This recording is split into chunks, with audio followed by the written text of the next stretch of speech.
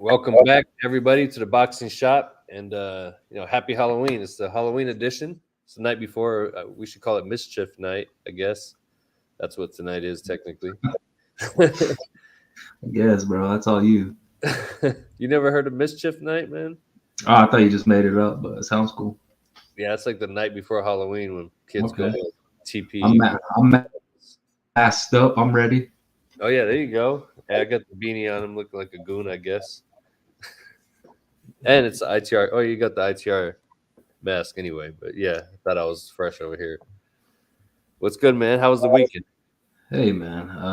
Yeah, another weekend, man. Another weekend. End of the year is closing quick. Almost in November. Like you said, tomorrow's Halloween. So, hey, man, another week. We keep going. Yeah, it's crazy. This year has just flown by. I'm pretty sure in a few weeks we're going to be doing the year-end awards, which is nuts. I mean, just really quickly looking back at the year, I mean, we've had some big fights that we didn't think would probably be happening. David Benavidez, Caleb Plant kind of kicked it all off, and even earlier than that, there was a lot of good-ass fights like on the zone. So I mean, 2023 is going to go down as one of the best years in boxing history for sure. Yeah, it's a good year. It kind of gave us a bit of everything.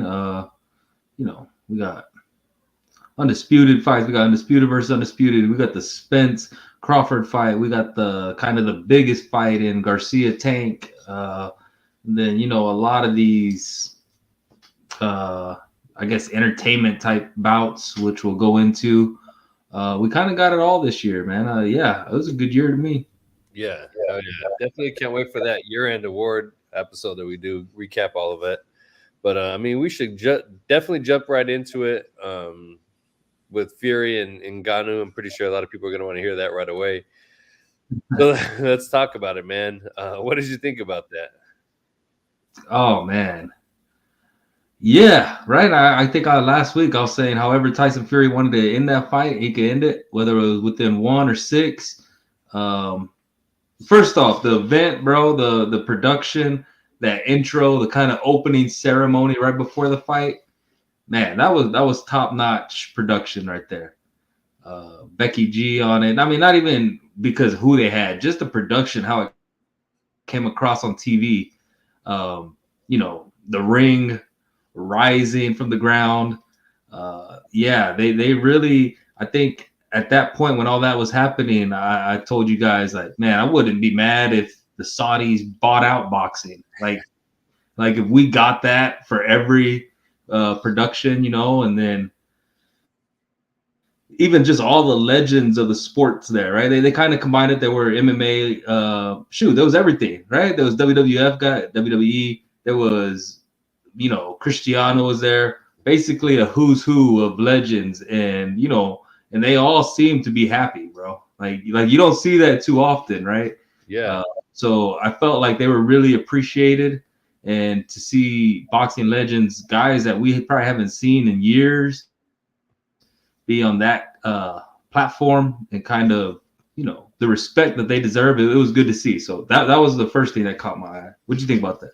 I thought that was awesome, and honestly, it's definitely something that's been added to my bucket list. There was a lot of pictures that were taken of a lot of those lineups. I mean, you have a who's of names from like current guys, from like Dimitri Bivol to Sugar Ray Leonard to Chuck Liddell and Randy Couture. Oh, Legend. I saw Buster Douglas there. I saw Riddick Bowe, I saw Pacquiao, Cotto. It was Eric Morales. Like that picture, Top Rank put a picture up. Man, I don't know how long I looked at that picture going back and forth, and I would see someone new every time. I was like, Miguel Cotto was there. It was, like you said, a who's who. And just to see them all, like, kind of the respect that they deserve, right? Because, like, boxing, I mean, to true boxing fans, you see a legend, and you're like, man, you know who that is, right? But I kind of don't feel like they're ever really, sometimes aren't given the respect and attention they deserve. And it really seems that they all got it this past weekend. Yeah, no, without a doubt, it definitely was, and it's cool to see a lot of the friendships that a lot of these legends have. Even through the MMA world and boxing, some of these guys were already cool with each other. Yeah, I mean, you had Mike Tyson. Yeah. bro. In the front row, you had Eminem, Mike Tyson, Vince McMahon. What kind Yeah, of crazy ass lineup is that? It's like really, it was crazy. But even going back to like that whole weekend, because they had like a gala, I think, like a lunch or some type where everybody's there, and we got to see Better Be and Bivol face to face, kind of saying, "Yeah, I want to fight you." yeah, So yeah, there was a lot of respect to the old timers, but then even having those guys current right there in the same place, I feel like maybe that fight's closer to being made because they were in the same place. I mean, I don't know. That's just a hope, but it was just good to see, everybody there. yeah. I mean, to that point, it could very well be. I mean, there was years and years and years of Pacquiao and Floyd talks, and it wasn't until they met up face to face at that basketball game that it got Yeah. rocking. So, I mean, that could happen. Hopefully, with this one. Yeah, I seen Connor mentioning, oh, him and Manny were talking. Or, I mean, when you get all those competitors in one place, right? If you're a current fighter, I mean, not that even Manny's current, but I mean, shoot, you got to be like, it's got to get the adrenaline flowing. And oh, hey, Bitter Beef and Bevo, that was the big one, right? Like those two guys, you're the two guys, you're both there. Say you want to fight, and then that's what I saw, man. I saw them saying, hey, yeah, I want to fight you. Yeah. So yeah, I thought they did. I thought they did great. I don't know his name. They call him His Excellency. I got to look up his name, but if he put this on, man, he did a hell of a job. And I'm just gonna point out too, like shout out to I guess Top Rank because they probably arranged all the invitations for all these fighters. But there's times where a lot of these same fighters, not all of those ones. That's definitely the first time that's ever happened. But there's fights where a lot of these old fighters are there. You see Sugar Ray Leonard, you see Hearns, you see a lot of these similar names all the time. Holyfield, but Top Rank actually got them and put them together. Yeah, Normally, it's like, oh, hey, that guy's there. Oh, hey, that guy's there. If we're out there in Vegas, you walk into the casino. Hey, look, there's Tommy Hearns. You know what I mean? They actually did that a good job by yeah, putting them together and putting them in that light. I think that helped a lot too. yeah. That's what I kind of think. You see him in Vegas, and maybe they're there for maybe someone brought them in for a signing or whatever. Whatever business they have there. But this one, I felt like they were all there to represent themselves as legends, right? Like Yeah, somebody brought them there, and all for the same purpose, which is cool to see. De La Hoya, like, and just that photo. I go back to that photo, like they were all on board with that. You know, right. get that many, you know, top competitors and put them, have them, post a picture. Like to me, that was awesome to see, man. Like you had De La Hoya, you had Aram there, you had. It was like nobody was bigger than the next guy, right? Like Right. you had all the way from Tommy Fury to Roy Jones. Roy Jones, Lennox Lewis, Shannon Britt. Like they were all just there.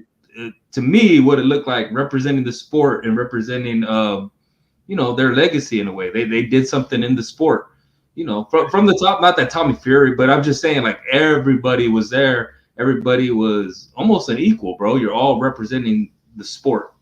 Yeah, exactly. And I love that, man. That's what I was getting to. There's a ton of photos that were taken.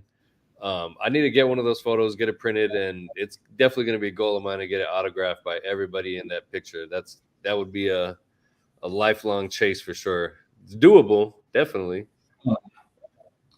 Yeah, But and I mean it's crazy. You had everybody from, like I said, you go all-time greats, Roberto Duran, and then you had, you had some guys that are like, how'd you get on here? But all in the name of the sport.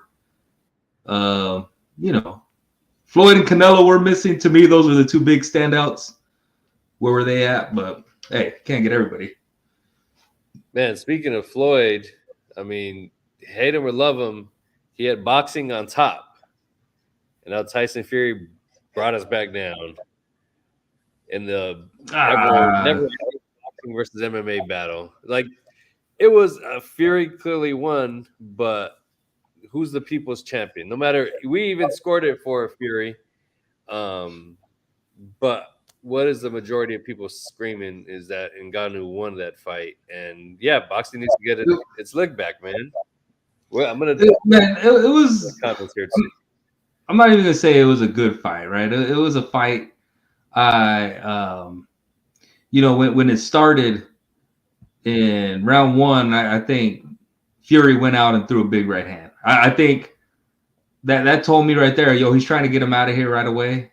Probably because he's not in the best shape, and he's going to preserve that fight with him and Usyk. But yeah, he just could never get going, man. And the MMA guys, they can say now they're on equal ground or whatever. But like, let's be real. Francis Ngannou's a stand-up fighter. Uh, Francis Ngannou obviously has power, right? And in a division where, like, why do we always say we love heavyweights? Because knockouts, one punch. These guys are over 200 pounds. One punch could change the whole fight. So it's kind of the division. And correct me if I'm wrong, but that takes maybe the least skill, right? Like you could go if you got one punch power like Deontay. Deontay is losing every fight, and he's got that one punch. And that's kind of why Fury is so high, is because though he is so big and whatever, he does have the skill. I just feel like he was never able to show it. And all the props to Ngannou, right? But I thought Fury won. He got hit by Ngannou and he got up. To me, it was like Ngannou won the night, and I'll give him that. Right? It's one of those movies, right? We always see the Rocky movies, Rocky versus who was it? Mason Dixon, what's his name? Tarver. Yeah. Yep. Like, bro, you take the draw or you take the loss, and you still made it to the end. Like they're probably gonna make a movie out of Francis Ngannou's life. Oh yeah. And I mean, even before this, his life and whatever to get to where he is amazing, and even to drop the heavyweight champion and make it 12, bro. That's stuff movies are made of, and I'm sure there'll be a movie over him, but he didn't win the fight. Yeah, no, and that's Rocky 1 script right there. I mean, Rocky dropped the champion in first round. I mean, Ngannou was right damn near to the first round. It was close enough.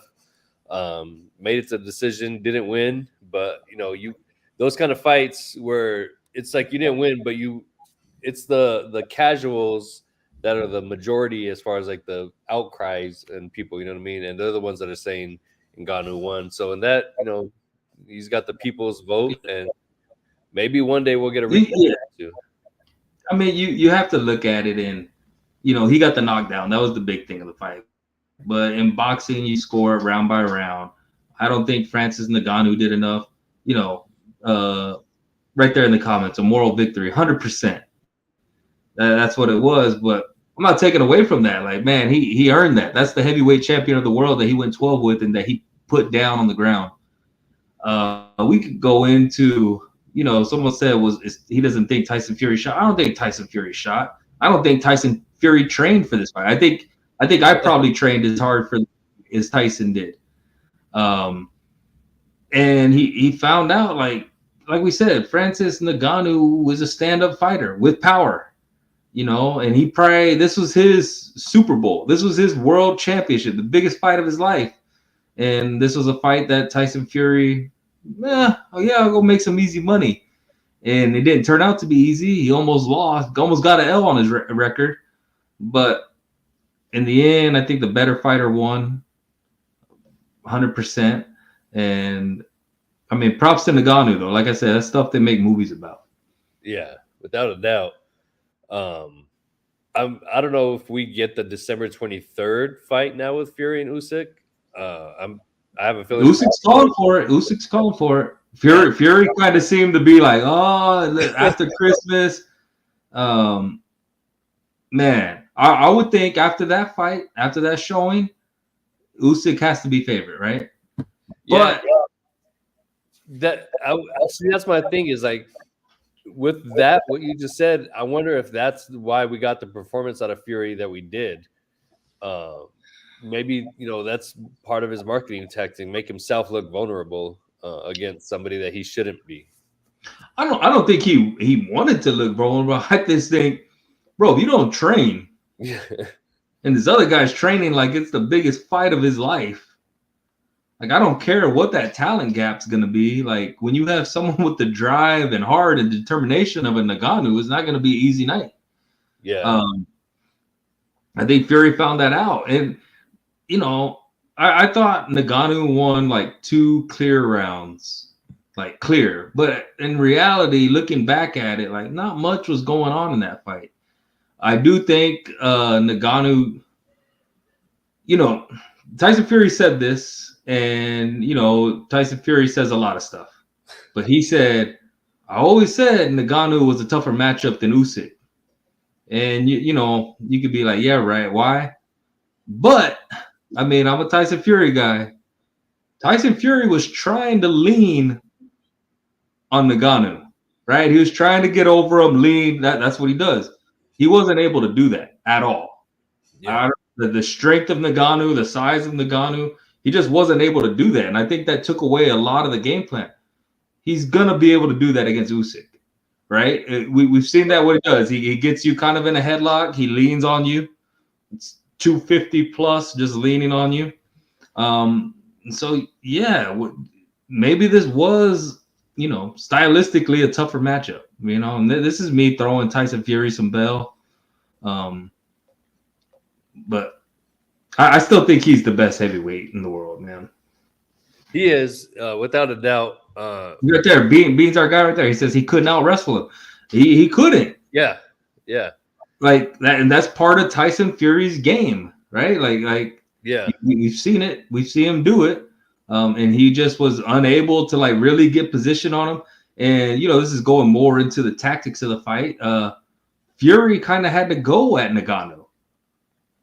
Fury's a great counterpuncher and all this, and he was kind of having to take the lead on it, which, if you look at Ngannou and, he's strong knockout, I don't think he trained for this. And then what he thought in his mind was going to happen, I don't think that happened at all. And he was kind of left in no man's land trying to figure out how I beat this guy who's the most determined he's ever been.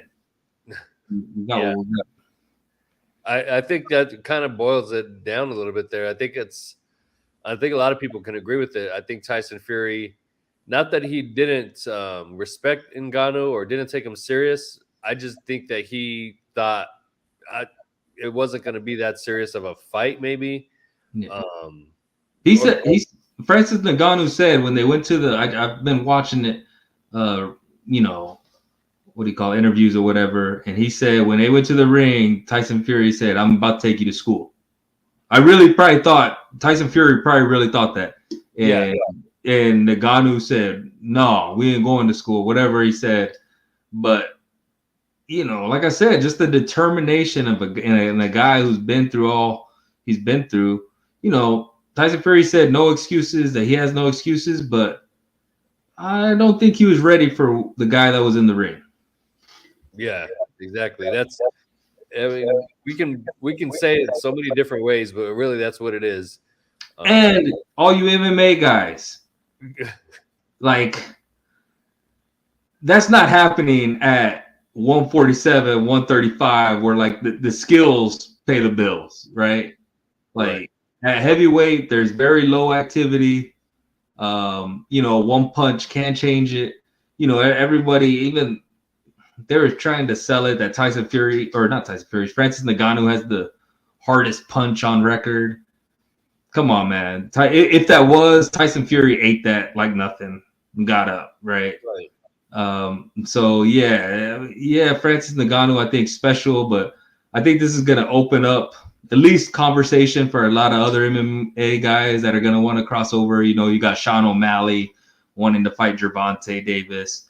I've heard talks that Sean Strickland can box. They're better boxers. They could be better boxers, but at those guys that really box, like I say, 147, 168, whatever, one punch, power is not going to get you to where you want to be, And I think we did see that in the original Conor McGregor, Floyd Mayweather, an old Floyd Mayweather, a Conor McGregor knocking everybody out, and Floyd ate that uppercut like nothing.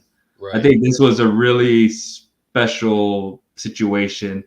But hey, if these MMA guys want to come over and to boxing and try it out, go ahead. But I don't think this fight was indicative of what's going to happen when other guys come.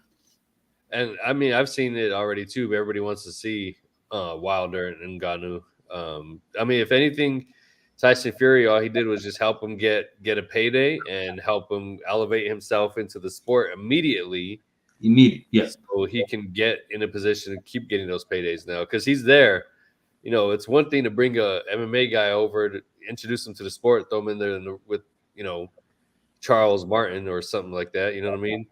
But he went in there with the guy, the lineal undisputed heavyweight champion of the world. So he's already at that level now to where he's in conversation with, you know, everybody else, Wilder, Joshua, whoever. I think Dewey Cooper, the trainer for Francis, was told by the WBC that they're putting him in the top 10. I mean, this fight really, it kind of, you know, revitalized the heavyweight division to me, right? Because it opens up a lot of things now.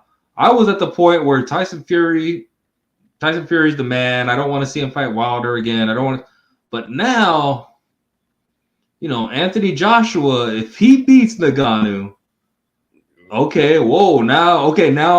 somehow this guy who has been basically out of the scene, Anthony Joshua, now he beat Ngannou. I don't even know if he beats him. I don't think Anthony Joshua's that good. But if he does, right, like that's his ticket. That's his ticket back to the top. Right? Exactly. If he beats him, you know, and doesn't get dropped, like, okay, wow, now look, he has something on Tyson Fury. You know, if Wilder does it, oh, look, they have something on Tyson Fury now. Where before, I thought Tyson Fury was kind of, he's sitting atop a mountain that I don't really care who climbs it because he's that much better than everybody. So this, I think Francis Ngannou kind of, you know, pumps some life into the heavyweight division because, you know, these guys are going to think he's an easy fight. And he might be.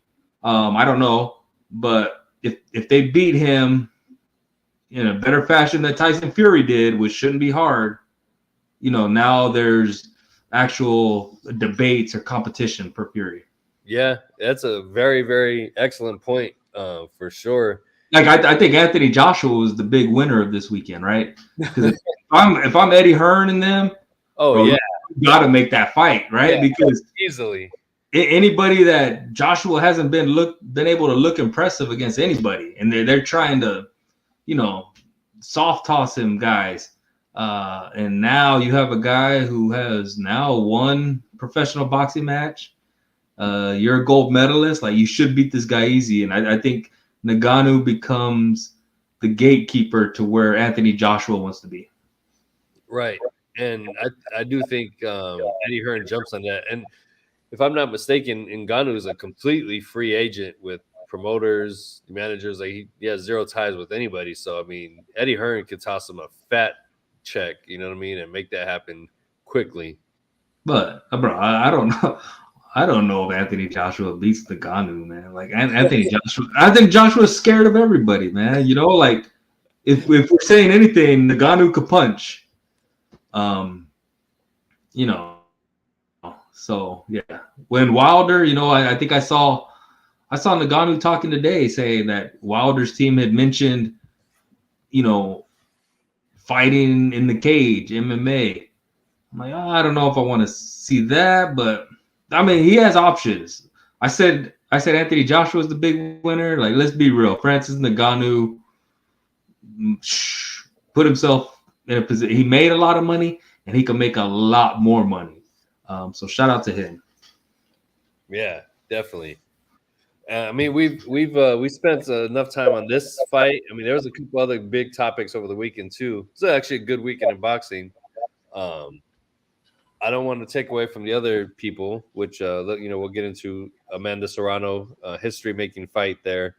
Oh my God. You too, bro? You're gonna throw that out there? It is, bro. It's the first time in the women's rank we've got a full 12 rounds, 3-minute round fight. And what happened? What happened? They went to a decision. Surprise, surprise. Went to a decision, and everybody wondered, was hoping it was a 2-minute round fight. Man, Take us through it, Ray. no, I mean, I was mad that instead of having to watch 20 minutes, I had to watch 36 minutes, right? Is that what it is? 10 2-minute rounds? Yeah. Now I had to watch, yeah, whatever. Do my math for me. But it's like, why? Right? And obviously, the answer is, I think, from all kind of proponents of the sport is, oh, that's how we're going to get more knockouts. You're not. And this proved it. Like, the women's, the 2-minute rounds, bro, I feel like that invites pace. Like, you got to have a quick pace. Yeah. Like Amanda Serrano, known for throwing 100 punches inside 2 minutes. Like, her punch rate didn't go up. It was about the same, except now that's stretched over 3 minutes. It's not like she threw 150 punches, 175 punches. No, the whole fight's different, and the pace is slower. And I mean, what do we get? We got a decision, and that's from one of the big punchers. Like, I'll give Amanda Serrano credit. Like, look at her KO ratio, but this 3-minute rounds didn't do anything but make me watch longer. Like, this could have been done in two. If these rounds were 2 minutes, she probably does knock her out because she's forced to fight at that high pace with just punches coming, punch, punch, punch. Yeah. So I mean, they're trying to figure it out, but I wasn't impressed. The most impressive thing was that she was able to wear those sneakers for 36 minutes and be on her feet, right? Like, get some wrestling shoes or boxing shoes. Yeah, I still don't understand that the sneaker thing. I mean, I guess that's your style and all that, but you know what I mean, though? Like, the pace. Yeah. Like, they always say, like, oh, if this was 1 minute longer, she would have got her out, right? That's like the Shield, rest of Shield's argument. Yeah, whatever. No, because your pace is completely different. You're not throwing nonstop and then have that 1 more minute. Now you're pacing yourself for 3 minutes. So what you were doing in 2 minutes, you're now doing in 3 minutes, and it's just stretching it out. Yeah, no, absolutely. And again, who knows what would have happened. I still think Amanda would have won. But again, that's what makes a lot of the women's boxing so exciting, is because of the output and the exchanges. We see them in scraps because they have just such a short window to get those points in. You know what I mean? Yeah, I mean, usually I would say, like, the last 4 rounds of a regular women's fight, we see a lot of arm punches. All it did was now I got 6 rounds of arm punches. Yeah. There's really, I mean, she hit her clean in 12th, but I don't know. I'm just saying this was put in with the purpose of we're going to get knockouts. And you had the hardest puncher in there, and it didn't happen. So I hope this doesn't become a trend, man. Like props to her. I've never thought that, women can't go 3 minutes. I've never thought that. It's just like, no, it's a different sport. Like, you fight your 2 minutes. And the men fight 3. It's a different sport. Baseball, softball, women's boxing, men's boxing. They were all kind of, the marketing was, no, this is championship boxing, and they had the women's crossed out. Yeah. And I think, and I like that too, but I think there should be a option in a contract. Like, okay, Savannah Marshall, Clarissa Shields, if they want to do it again, they have, let's go the full 3 minutes. Because I feel like in those kind of fights, like that one, I feel like that extra minute would have made a difference in that fight specifically. So maybe it makes sense in a fight like that. That's very important. But in a fight like this one, where, it was all about making history in that aspect, but it wasn't about, this is going to be a hell of a fight type of. Yeah, that was a marketing ploy, right? Like, nobody cared about this fight. Yeah, yeah. Really. Like, if anything, like, okay, give them 12 rounds, but keep the 2 minutes. I like the fast pace. Yeah. I don't know. The 3 minutes, that didn't do anything for me. Like, I thought Amanda Serrano was the same boxer, just what she did in 2 minutes. Now she had to pace herself for 3. the big fights. Hey, make them 12 rounds, sure, but I'm cool with the 2 minutes, man. I want to see them where you can't really rest, right? You got to be on it. And it's that quick. Boom. If I lost that first minute, man, I better pick it up this next minute. This was just That's what makes amateur boxing so exciting sometimes too. right. Same thing. Yeah, I've always said I think the fix for women's boxing is smaller gloves. Always said that. 2 minutes, smaller gloves, and you'll get the excitement. You'll get more knockouts. Niv's saying it's about more than just KOs. I mean, what's it about then? Better paydays? How? Like, I think the better paydays come from me wanting to see it. I don't want to see, it's just less activity. That's basically what it is. Yeah. Well, moving past that one, a hell of a fight this past weekend. Oshaki Foster and Rocky Hernandez. Man, I hopped up on Catch and Counter last week, and we were talking about this fight. And Rocky Hernandez, I mean, he was no joke. I think, and I was saying it on the show, and I think he is actually going to get his flowers for this performance. But Oshaki Foster did a hell of a job against a tough ass fighter. He went in there and dogged him out too, man. It was a good fight, good performance. What did you think of that one? Yeah, man, great fight. Obviously, like a great ending, right? Like round 11, I saw people in the comments at the very beginning, round of the year, round of the year. Yeah, how can it not be? Bro, they're going at it. One guy taking everything and giving his. That was just a back and forth. Reminiscent of a Gaddy Ward. Just one guy's up 1 second and the next guy up the next. Great fight. It was I guess a heartbreaking loss for Hernandez because he did have it. But yeah, Foster was there and he put himself in that position. The only thing that I would say, my complaint is, man, you can't stop that fight at that point. Yeah. I'm with you on that. He should have got the moral victory, at least made it to the end. But I mean, it's not even moral. Like, if he doesn't stop that fight, he wins that fight, right?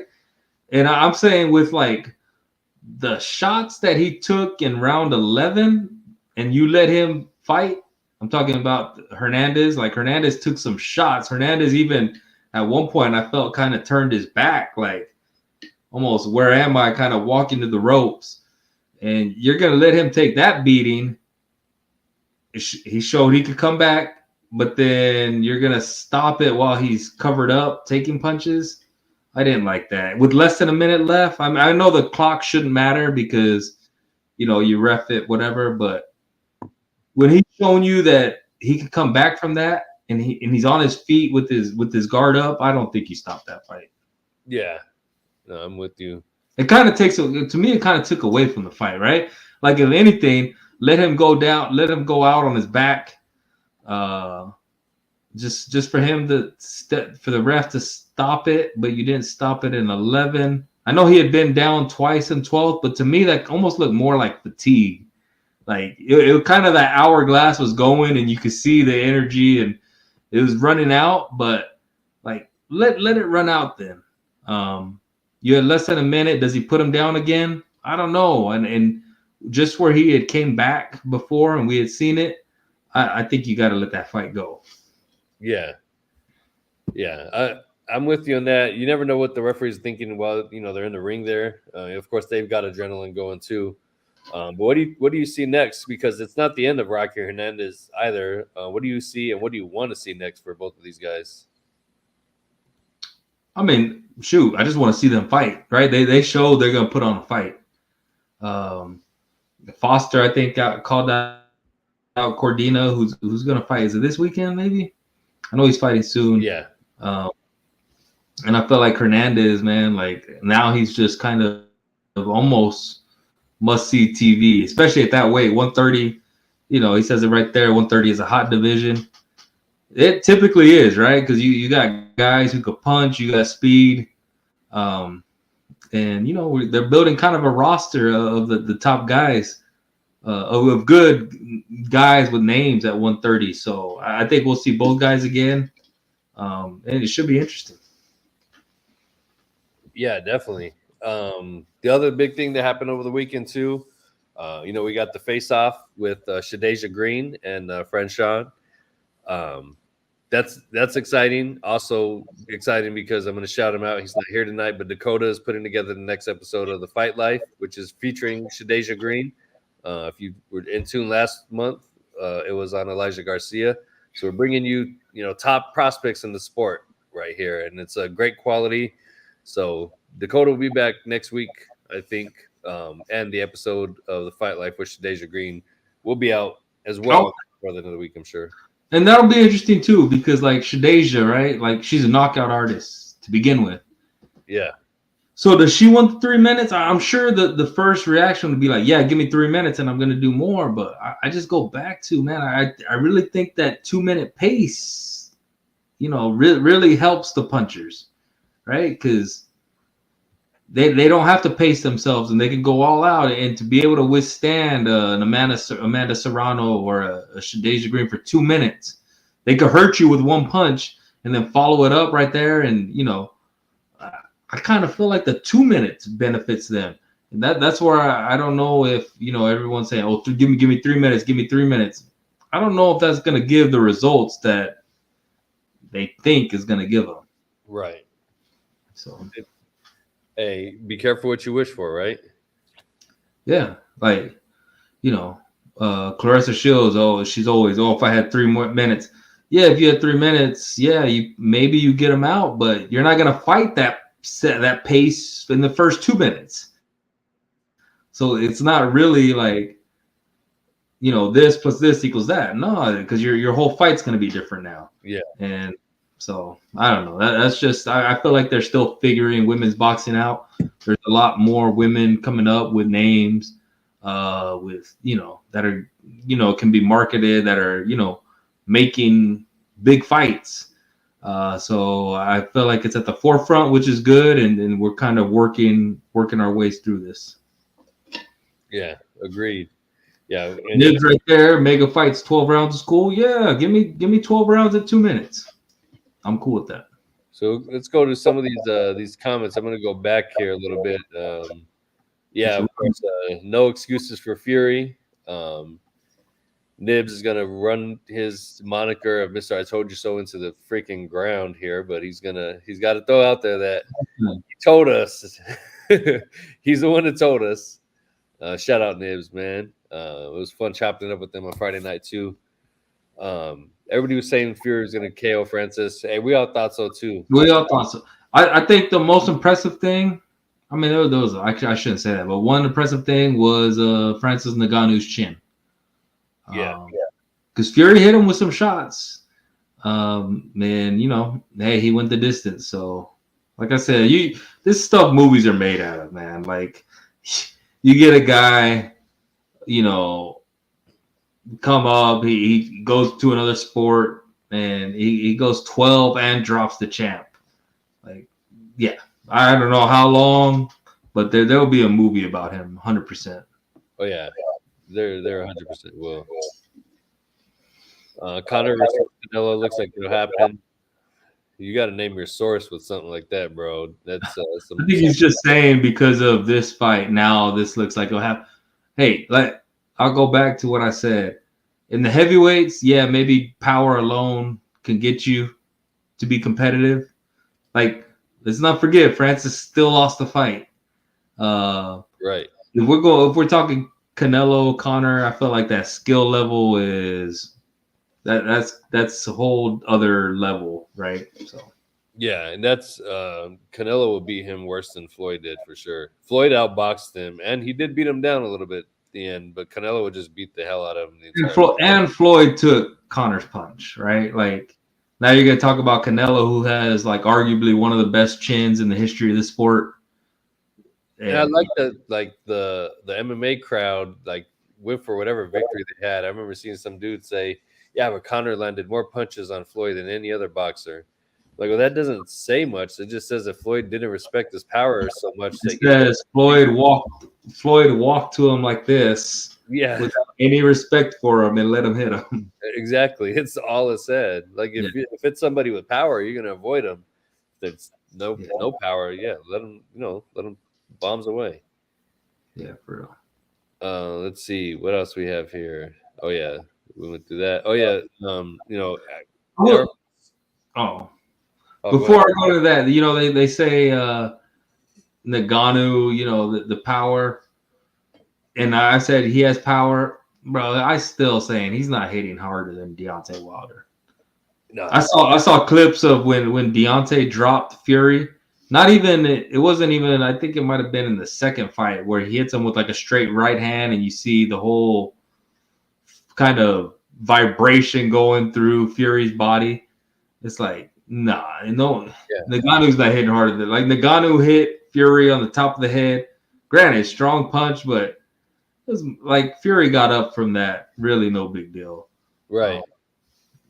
that's a dangerous game. If Francis wants to play, bro, go towards Anthony Joshua because I feel like Deontay Wilder. That's a dangerous one. Right, right. And if you look at the way Fury reacted in the third fight with Wilder, I feel like he was the most hurt there than the other ones. The other one, he kind of he took his time. He got it whether it was intentional or not. He took his time to get to his feet. But that third fight, man, after Wilder dropped him and he got up, he was on shaky legs for sure. Yeah, yeah. I don't feel like obviously Fury got dropped, and I think probably late in the fight I was like, oh, is he hurt? But I still think that was just more him being tired and out of shape. Yeah, Uh, and that's on him, right? And not that he made excuses. I'm kind of making these excuses for him, but that's on him. Francis showed up. Francis did his thing, and Francis has what another 10 million plus payday. He's probably got a couple of them if he wants in front of right, him. Well deserved. definitely. They did what they needed to do with him this past weekend.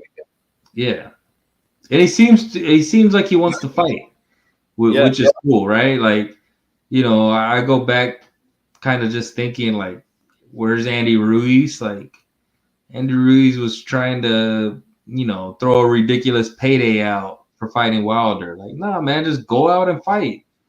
You win or you lose. Like Francis Ngannou lost, and now he's probably put himself up for the biggest payday of his career because he fought. It's not always about winning. It's about if you lose, how did you lose? Um, and I think people can learn from Francis Ngannou. I agree. Um, Tyson Fury didn't have enough energy, but Eramos did have enough energy from beginning to end. They both did. They stayed active throughout the entire fight. Their energy level never dipped, but still, that whole conversation is just different time, a different day. We already touched on this. They are trying to get better paydays. I do think too. I'm with you on the smaller gloves. I think 6-ounce gloves for women's boxing Yeah, sounds fair to me. that's what I would do, man. Like six because it's 8, right?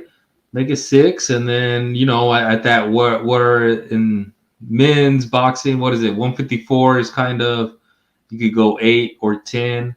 Yeah, Then that's where you should go. You go 6 or 8. Like right. I think that's to me that's the logical and what makes sense. Like why are these women wearing the same size gloves as the men? Yeah, I think that's a great fix right there. Honestly, I mean just in general. I mean, you put a girl's hand next to a guy's hand, and it's way smaller. So why are they getting into those Right, gloves? and we've seen in MMA, there have been one punch knockouts in their gloves, and they're 4-ounce gloves. So if you let them wear 6, I'm sure we'd get from more technical punchers, we'd get the knockouts that we want to see. I mean, that's what I want to see. Nibs says it's more than KOs.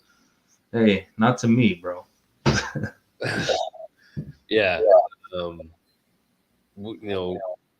one day maybe they'll review that. I don't know. I think it makes logical sense, they're basically wearing, men's size shoes, men's size pants, men's size shirt. You know what I mean? Why not just make something fit for the women? The gloves, they're smaller. Right. Yeah, and I'll say, because to me that's what the 3-minute rounds is about. To he says it's not about the knockouts, but to me that's why they want the 3-minute rounds. That's why they want the longer fights, because they think that's what's keeping them from getting the knockouts. I don't think that's the case, because like I said, pace and all that. I think it's, hey, let's just let's try the smaller gloves. Yeah. That's that. we don't need to keep going into that topic. Teofimo talking about Gervonta Davis not fighting A-level fighters. I feel like that's just a general statement that a lot of fighters say. I don't know, but I mean, Davis has fought some A-level guys. He just isn't getting credit for it. Is he though? I would say, his fight with Pedraza was before Pedraza was. I mean, he was still undefeated at that time too, so he was at his best. We just got to win over Gamboa, Ryan Garcia. Although I don't consider Ryan Garcia A-level in ring. Outside of the ring, promotional wise, he's like A-level. He knows how to market himself, but he's not an A-level elite fighter. I think that's all the marketing. That's the monster behind him. I would say I feel like Gervonta Davis is fighting maybe the biggest fights for him. For him to fight someone has to have some type of marketability to it, which is why we get Romero, which is why we get Ryan Garcia. Kind of has to have some marketability, and Teofimo on the other end has shown to go towards the top guy in the division, right? Like, why fight Josh Taylor? On paper, why would you do that? But he could say like, oh, I went to Josh Taylor because that's the guy with all the belts. He fought Lomachenko because that's the guy with all the belts. So he has that argument, and he's fought those guys. So if he feels that way, I think he's 100%. I mean, I think it's fair for him to feel that way. And for me, at 140, that's probably the fight I want to see more than anyone. Teofimo Lopez and Gervonta Davis. I feel like they're both kind of have the quick twitch, can knock you out with one punch, and then they can also both kind of, the boxing ability is crazy. Their IQ levels. So to me, that's the fight. If you had to put two guys, that'd probably be the fight I'd make. Yeah, that would be a hell of a fight. I can't think of many others that would probably be better than that. And with Showtime, going away, there's a chance that they're going to need to put those fighters somewhere. So I think that opens up some doors depending on where they land, PBC, in the future. But I just feel like they're almost identical, bro. Like Tio and Tank. Like, Tank's obviously been brought along a way to get knockouts, right? But I feel like Teofimo could be, if he fought everybody Tank fought, I feel like he'd probably do the same thing, where I don't see a Tank fighting a Sandor Martin. I don't see, I don't know. I feel like that was Hector Garcia. Like, people aren't giving him credit for that. Hector's a good ass fighter. You know what I mean? He did take that challenge. And he did. There's a lot smaller guy though. Yeah, true. But you know what I mean? Like I feel like Teofimo has shown where he could at least say, hey, I don't care about your style. I don't care about, I'm just gonna fight. And he could point to these fights, Sandor Martin, a Lomachenko, a Kambosos. Like, why would you fight them? Where Tank can't really do that. Tank's like, okay, this was the biggest fight at that point. This is the biggest fight at that point. Like, could Teofimo be undefeated if he fought the guys Tank fought? Yeah. And could Tank be undefeated if he fought the guys Teal fought? I don't know. There's Sandor Martin, who's kind of like not easy. Shoot, I just wish they'd fight. You know what I would like to see fight is Sandor Martin and Jack Catterall. It sounds on paper, it sounds like it could be boring, but I bet. Hey, let me know who wins that. Like that's a good fight, but let me know who wins that because I don't really want to watch that. That's what I'm saying. It sounds like on paper, it sounds like a fight that might be boring, but I feel like those two clashing styles and boringness would probably turn out to be a good fight. I don't want to see it, but I feel like it would still be a good fight if it does happen. Yeah, like Sandor Martin, bro. Like, when he beat Mikey, it's like, but like, bro, Sandor Martin's gonna be tough for anybody. So, like, if you could get Sandor Martin out of there, I think that raises you to almost to the very top. But like, who wants to take that challenge, right? And does anyone get him out of there that easy? I don't know what he has lined up or whatever, but I mean, that dude's obviously one of the top 5, top 3 in that weight class. Yeah, without a doubt, he proved it, and that win is aging well too, as Teal continues having success in post Martin. I go back to Mikey Garcia. Right at the time, I was like, oh, Mikey lost to Sandor Martin. He retires. Then it's like, hey, bro, you lost to someone really good. So that loss has aged well, even for Mikey, who was already on the way out, didn't seem interested. But man, like Sandor Martin has proved that he's a guy. Right. And I mean, speaking of Mikey, I mean, we might see him back in the ring in about a month and 9 days. Man, what do you think? Is Floyd coming back that night? I would. And is Mikey fighting him? I would love that because I feel like there's certain fighters that are staples to networks. Oscar De La Hoya and Roy Jones were HBO, to the core. Mike Tyson was a Showtime guy. Floyd was an HBO guy for a majority of his career, but Money May, the popular version of him, spent his time in Showtime, and I feel like it would be a great way for them to go out with a Floyd fight, not just an exhibition, a straight up Floyd fight. I think that would be great, man. Yeah. And what has been rumored, even if it's exhibition, and then I told you this, and I think there was even if it's an exhibition against Mikey Garcia, right? Where we have seen Mikey Garcia, we're in October. This was a couple weeks ago. We've seen Mikey Garcia in the gym. Pictures sparring Rayo Valenzuela.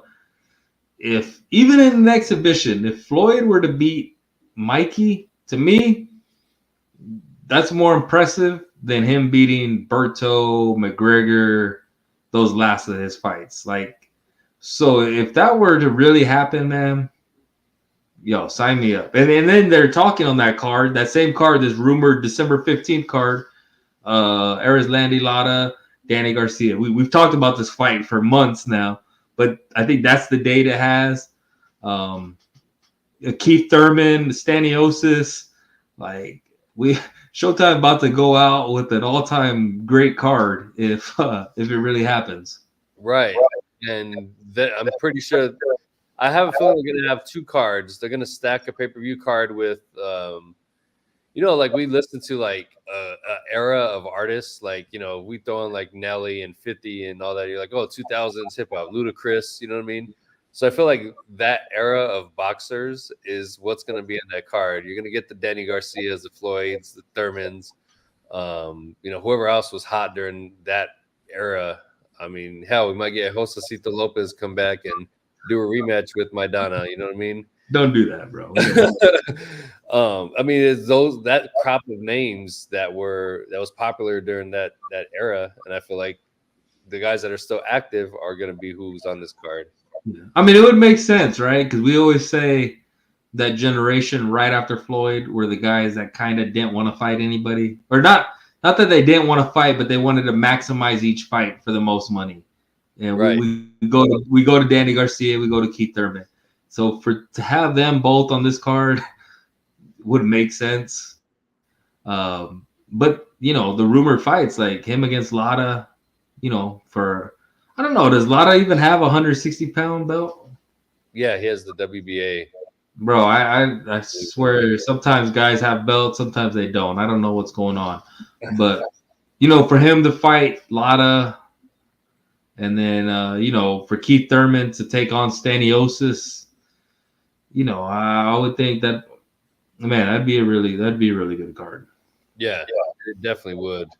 And Showtime's gonna go all out. They're definitely gonna go all out. Oh, right. We talked to Jack, and Jack's like, yo, there's like 25 guys saying that they're fighting on Showtime at the end of the year. Yeah. Hey, everybody probably wants those last, televised fights, because what happens after the year when Showtime's out? I don't think we know yet. So to get on one of these cards, I think I could see guys got maybe even taking short money just for the exposure and kind of the last time on that major platform. And for that, I mean, you think about it, if you're like an independent contractor, a construction worker type of thing, you don't know when your next job is going to be. So yeah, take the money right now, because you don't know how long before they land that next TV deal.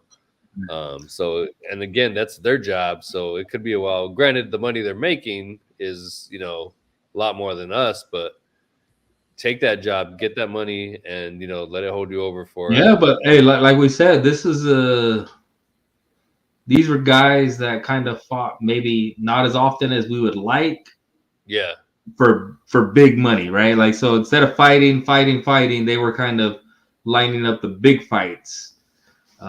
Danny Garcia, Keith Thurman, not the most active guys. So, but then you said, I don't know if we could even say this, but somebody else wanted to fight. Somebody that is active wanted to fight by the end of the year. Yeah. I was going to throw it out there too. Elijah Garcia said he wanted to fight again by the end of the year. So I feel like these guys are the young guys are trying to get out there, and that's that new generation who's just trying to fight everybody. Yeah, exactly. Much different than the Garcia Thurman generation. Right. So yeah, it'd be good. PBC loves throwing Elijah Garcia on to open a pay-per-view. So oh yeah, I would love to see that. Kind of tied in with the old generation and the newer. There's, I believe, 2 cards announced in December. Yeah, 2. I feel like they're gonna do 2 different cards. They're gonna do the greatest hits group, and then they're gonna do one for the future. Because who was the other one? I don't remember, honestly. Who the Benavidez and Andre. That's in November. Yeah. Okay. I don't remember who the other. Dude, I can't think of the other December card. I'll look it up real quick. Yeah, but I mean, we're expecting Rayo Valenzuela and Chris Colbert for rematch on one of those cards. That's gonna be one of my favorite fights to look forward to. That one right there. Yeah, that's a good one, man. I don't know who the last. It doesn't say here. It just says it's all rumored. It doesn't really actually say anything. It's an article saying a whole lot of nothing actually. So yeah, hopefully it is a second card though. I know there was talks of Gervonta fighting in December, but I don't think he will. Yeah. There's also talks of Deontay Wilder fighting in December. But Gervonta has shown released pictures of him in camp. Yeah. When these guys show themselves in camp, usually they have something going on. And that's where I go back. Mikey has said he's retired and all this. Mikey, you're in the gym for a reason, right? Right. And saw him on the interview saying, "Oh, he wanted to lose weight." Yeah, that's cool. We all do, but tied in with you in the gym, and then now this rumor of fighting Floyd, like, as a boxing fan, it gives me hope. Like, hey, something's about to happen. Yeah, same. I mean, it's the end of the road for Showtime, but I feel like it's going to be very exciting because the way they're going to go out. Yeah. Um, But they should take notes from those guys over in Saudi. oh Like, yeah, that production was A1, man. it really was. No. And shout out to Top Rank because usually international cards don't for some reason they just randomly have like bad audio feeds, and it's not bad, but when you compare it side by side to their normal broadcast in the States, I don't know if it's the production equipment that they use, but you cannot tell that they were in Saudi Arabia for this card. It didn't feel like an international show at all. No, that was top of the line. Everything was top of the line. The performances, the walkouts, Right. the national anthems. Granted, I've never heard them before. Like, bro, I think they played the Saudi Arabia national anthem. I didn't even know they had one. Me either. I was like, what's going on? But hey, I gotta respect it. I mean, it was. I didn't understand the reason behind Pretty Woman. I feel like there's some sort of inside joke that I missed somewhere, but it was a pretty cool entrance song for Tyson Fury, and just kind of played with the crowd, and they gave him the full song to just kind of play around with the crowd, and then march down to the ring. It was pretty crazy. Yeah, man, it was a good event. Like, granted, I didn't. I watched the main event. I watched the opening ceremony and the main event. But did I don't even know if you know. Did Joseph Parker win? Yes. Okay. I just had it up a few minutes ago, actually. But yeah, he did win. So good for him. But I mean, it's nobody I really care to see still in the future, if we're being honest. Yeah. No, I think we're talking about heavyweights. I think you got Tyson Fury, you got Usyk, you got Deontay Wilder, Anthony Joshua, and now you have Francis Ngannou. One fight, and that dude's put himself at guys we want to see, right? Like, yeah, because like him versus Joshua or Wilder is a bigger fight than, let's say, Andy Ruiz versus Joshua or Wilder. Like, he just leapfrogged everybody. right. Yeah. And again, he didn't fight a Charles Martin to where it's but we got to see him fight somebody good. He fought the best. Yeah. But now it's no longer we need to see him in there as somebody good. We want to see if he's actually worth it. No, we know he is. Now we just want to see him against these top guys now. Yeah, I mean, he really made really put in the work and really put himself in line for some big money coming up. F.A. Jagba, I think you're the only fan of his. Is fighting next weekend, I think. I did see something coming up next week or two for sure. Yeah. Not a name that's high on my list for guys I want to see, but I think it was that was not a fun fight. I was surprised, he made me think. I was surprised to see Frank Sanchez in that picture with everybody. Oh, he was there. I didn't even notice him in there. That's yeah, crazy. He was in there. The greatest NABO heavyweight champion of all time. Yeah, I guess so, bro. He holds the record for the most NABO title defenses in the heavyweight divisions. Yeah. Random facts that I have in my head. Hey, I think that's it, man. We gave you guys listeners a good solid hour of content tonight. Hey, solid hour. You give us a couple likes. Appreciate all the comments in the chat. We're here, man. That's what we do.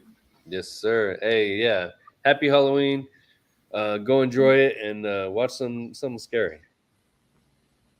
That's it. Peace, y'all.